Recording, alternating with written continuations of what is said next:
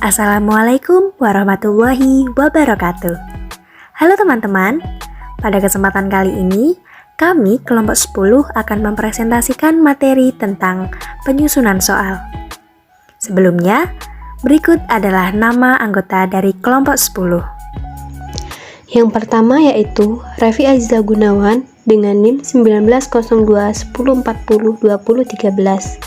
Yang kedua yaitu Sucitra Risa Palupi dengan NIM 190210402018. Dan yang terakhir yaitu NC Justisia Pinasti dengan NIM 190210402021. Materi yang pertama yaitu langkah-langkah penyusunan soal. Menurut tim Pulsisjian dalam Kartowagiran tahun 2012, langkah-langkah pengembangan suatu tes prestasi belajar adalah: yang pertama yaitu penentuan tujuan tes. Tujuan tes yang dimaksud yaitu untuk mengetahui sejauh mana peserta didik memahami suatu materi yang telah dibahas di kelas.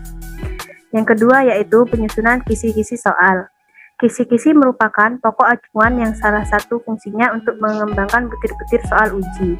Kisi-kisi biasanya berisi standar kompetensi, kompetensi dasar, materi pokok, kegiatan pembelajaran, penilaian, waktu, dan sumber belajar.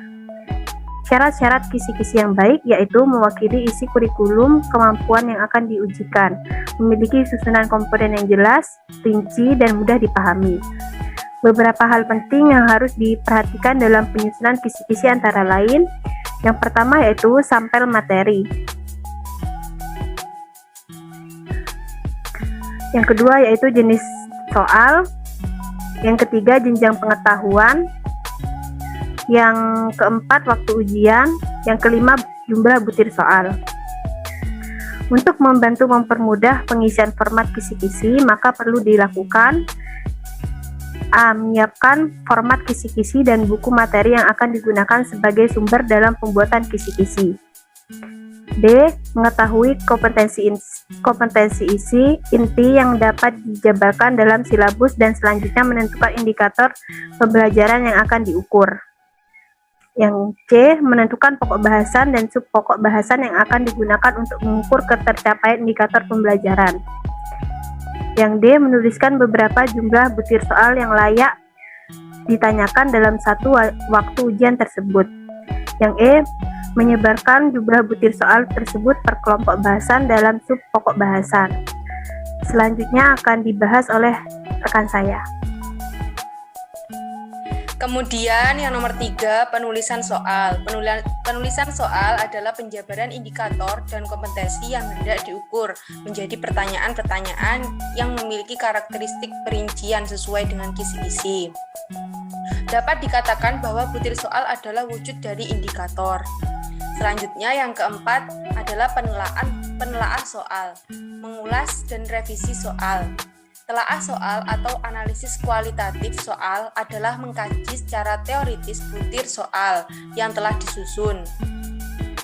Telaah ini dilakukan dengan memperhatikan 3 aspek, yaitu aspek materi, aspek konstruksi, dan aspek bahasa. Yang kelima, uji coba soal. Uji coba soal pada dasarnya adalah upaya untuk mengetahui kualitas soal. Peserta uji coba misalnya adalah mahasiswa, maka siswa tersebut harus mempunyai status sama dengan peserta tes yang sebenarnya.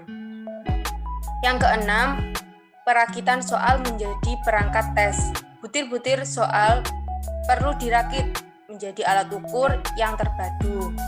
Hal-hal yang dapat mempengaruhi validitas skor tes adalah urutan nomor soal, pengelompokan bentuk-bentuk soal, tata letak soal, dan yang sebagainya. Selanjutnya akan dijelaskan oleh rekan saya. Materi yang selanjutnya yaitu kaidah penyusunan soal. Kaidah penyusunan soal itu ada 2, yaitu kaidah penyusunan soal pilihan ganda dan kaidah penyusunan soal uraian. Untuk kaidah penyusunan soal pilihan ganda, tes dengan soal pilihan ganda merupakan jenis tes yang paling sering digunakan. Konstruksi soal pilihan ganda terdiri atas 2 bagian, yaitu pokok soal dan alternatif jawaban. Satu di antara alternatif jawaban tersebut adalah jawaban yang benar. Fungsi dan alternatif jawaban itu sendiri yaitu sebagai pengecoh.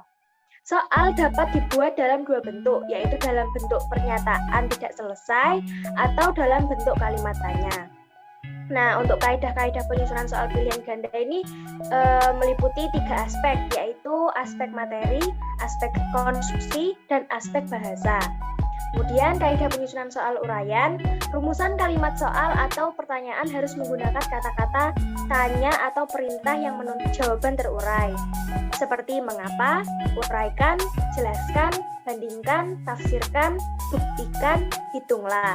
Jangan menggunakan kata tanya yang tidak menuntut jawaban uraian, misalnya siapa, di mana, dan kapan. Sama halnya dengan kaidah penyusunan soal pilihan ganda, kaidah penyusunan soal uraian itu juga terdiri dari 3 aspek, yaitu aspek materi, aspek konstruksi, dan aspek bahasa. Materi yang selanjutnya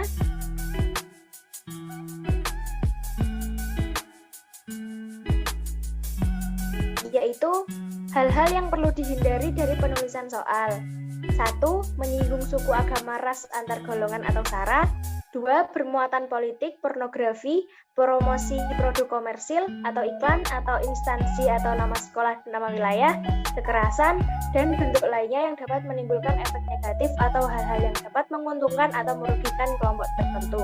Yang ketiga, mengandung pernyataan yang menimbulkan persepsi ganda. Sekian presentasi dari kami, kurang lebihnya kami mohon maaf. Wassalamualaikum warahmatullahi wabarakatuh.